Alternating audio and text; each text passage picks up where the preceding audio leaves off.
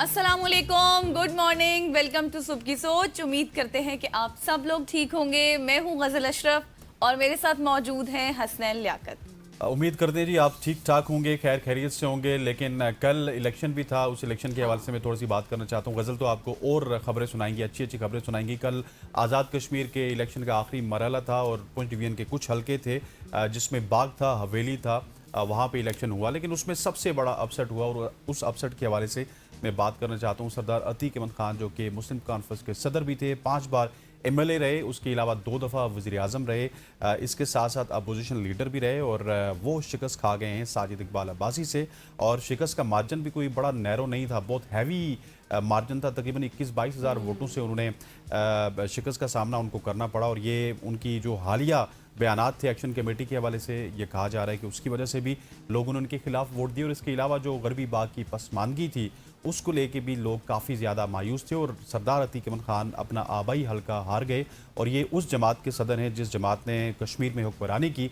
और ये जमात तकरीबन हर इलेक्शन में, अगर 2005-06 से पहले की बात कीजिए तो सादा अक्सरियत हासिल करती थी। जब इसको मरकज़ से मुस्लिम लीग की हुकूमत की मतलब वो क्या कहते होते हैं, हेल्प हासिल होती थी, क्योंकि मुस्लिम कॉन्फ्रेंस वहाँ पे होती थी और उसकी नुमाइंदगी यहाँ पे मुस्लिम लीग करती थी और वहाँ पे मुस्लिम कॉन्फ्रेंस करती थी। लेकिन जब से मुस्लिम लीग बनी उसके बाद से मुस्लिम कॉन्फ्रेंस ये सीट कभी नहीं आती थी, जो कि ये हार गई। और मैंने कल भी लिखा अपने सोशल मीडिया प्लेटफॉर्म के, जो आखिरी किला था वो भी मुस्लिम कॉन्फ्रेंस से छिन गया। और सरदार अतीक एक जुमला कहा करते थे कि मेरे हारने के लिए आपको इमाम मेहदी के ज़हूर का इंतजार करना पड़ेगा। इमाम मेहदी का ज़हूर तो हुआ नहीं, लेकिन सरदार अतीक हार गए। इतनी बड़ी बातें नहीं करनी चाहिए भाई। और अब देख लें, आपके ये 3 मराहिल थे वो अब मुकम्मल हो चुके हैं बाकायदा तौर पर। अब मैं आपको जो खबर दूंगी वो अच्छी खबर है, इसलिए भी क्योंकि हम आपको डेली यही बताते हैं कि पेट्रोल की प्राइसेस में शायद 1 रुपये, 10 रुपये, 3 रुपये, 4 रुपये, 8 रुपये इजाफा हुआ है।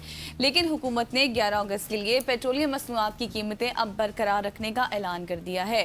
नोटिफिकेशन के मुताबिक डीजल की कीमत 380 रुपये 86 पैसे फी लीटर बरकरार रहेगी, जबकि पेट्रोल की कीमत 327 रुपये 62 पैसे फी लीटर बरकरार रहेगी। तो अच्छी खबर हुई फिर। ये सिर्फ एक दिन की है। हाँ, कल फिर चेंज हो जाएगी। कल इस खबर का पता नहीं हम सत्यानाश कर रहे होंगे या फिर इस खबर के हवाले से हम आपको बता रहे होंगे मजीद 1 रुपये कमी हो गई, क्योंकि अब जब से गवर्नमेंट ने इसको डेली बेसिस पे किया है तो अजीब व गरीब सी सूरत हाल है। पंप्स भी खाली हैं, लोग पेट्रोल उस तरह से डलवा भी नहीं रहे।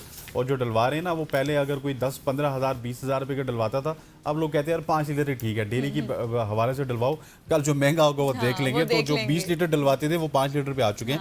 माशाल्लाह से शहबाज शरीफ साहब की ये कारकर्दगी है पिछले 4 साल की, जिसकी वजह से पाकिस्तान इस तरफ चल पड़ा है। ख़वातीन वज़ात आगे बढ़ते हैं और आगे बढ़ते हुए अब आपको कराची समेत मुल्क भर के सारिफिन के लिए, बिजली सारिफिन के लिए एक बड़ा रिलीफ ख़त्म होने के करीब पहुँच चुका है, जिसके बाद आइंदा माह से बिजली मज़ीद महंगी होने का इम्कान है। ज़राए का कहना है कि बिजली के निर्खों में 1 रुपये 99 पैसे फ़ी यूनिट कमी की मद में दिया जाने वाला सेमाई एडजस्टमेंट रिलीफ रवा माह अगस्त में अपनी मुद्दत पूरी कर लेगा। ये रिलीफ जून 2026 से नाफिज था, जिसके तहत सारिफिन को मजमूई तौर पर 67 अरब 17 करोड़ रुपए से ज़ायद का फ़ायदा पहुँच रहा था। रिपोर्ट्स के मुताबिक इस रिलीफ के खात्मे के बाद अप्रैल तक जून 2026 की सेमाई एडजस्टमेंट अगले माह से लागू किए जाने का इम्कान है, जिसके नतीजे में बिजली के निर्खों में इजाफे का खदशा है।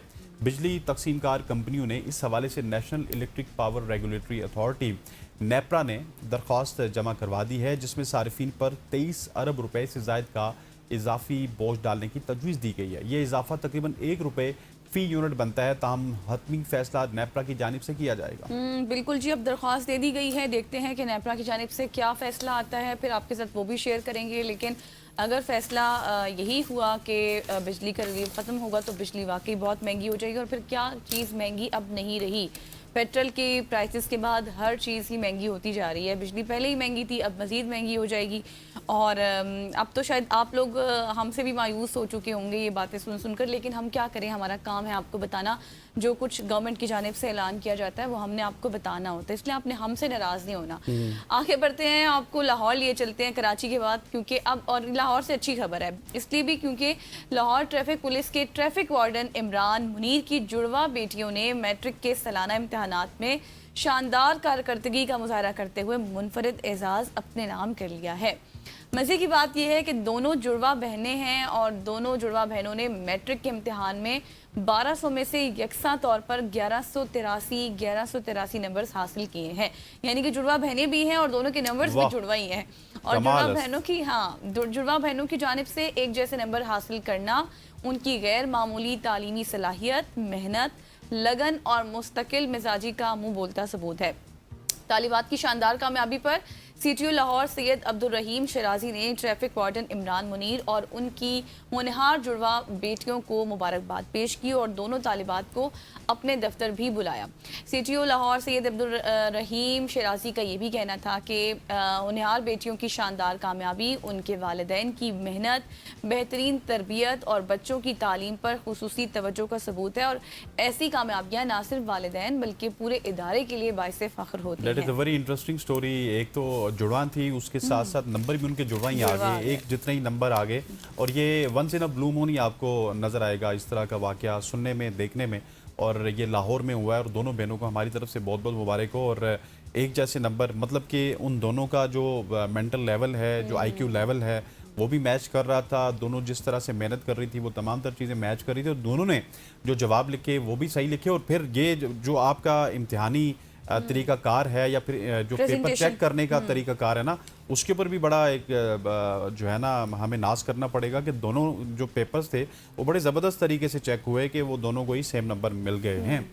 अब उस साथ आगे बढ़ते हैं और आगे बढ़ते हुए हमारे पास खबर है पंजाब से। पंजाब में आइंदा बरस भी बसंत मनाने का फैसला किया गया है, लेकिन महकमा दाखिला और ज़िले हुकूमत ने आइंदा बरस बसंत मनाने के लिए लाहेअमल तय कर लिया है। आइंदा बरस लाहौर में बसंत रवायत से हटकर मनाई जाएगी। फरवरी के बजाय जनवरी में इसको मनाने का ऐलान किया गया। ज़राए के मुताबिक फरवरी में रमज़ान मुबारक के आगाज़ के पेश नज़र बसंत जनवरी के आखिरी अयाम में मनाने का फैसला किया गया, क्योंकि 7 फरवरी को रमज़ान है। बसंत की हतमी तारीख का ऐलान सूबाई हुकूमत की मंजूरी पर किया जाएगा। ज़राए के मुताबिक गुज़श्ता बरस की अगर बात की जाए तो उसकी तमाम तर चीज़ों को मद्देनज़र रखते हुए इसकी तैयारी की जाएगी। डोर, गुड्डी और पतंग साजी की इजाज़त भी अनकरीब दी जाएगी। बसंत के लिए पतंगबाजी से मुतालिक तमाम मामलात को, कवायद और जवाबित को हतमी शक्ल दे दी गई है। बिल्कुल आप सही कह रहे हैं जी कि अब पहले भी जो बसंत मनाई गई तो उसके बाद उसमें भी हमने देखा कि बहुत ज़्यादा हाइप थी और अच्छा रहा ओवरऑल सिस्टम। लेकिन अब जो है वो नया लाहेअमल तैयार कर लिया गया है। जनवरी के आखिरी अयाम में मनाने का फैसला है, तो लोग तैयारी तो मुझे लगता है अभी से ही करना शुरू कर देंगे। तो ये थी आज की हमारी सोशल ट्रेंडिंग स्टोरीज और मज़ेदार स्टोरीज थी और स्पेशली स्टोरी दो बहनों वाली ज़बरदस्त स्टोरी थी।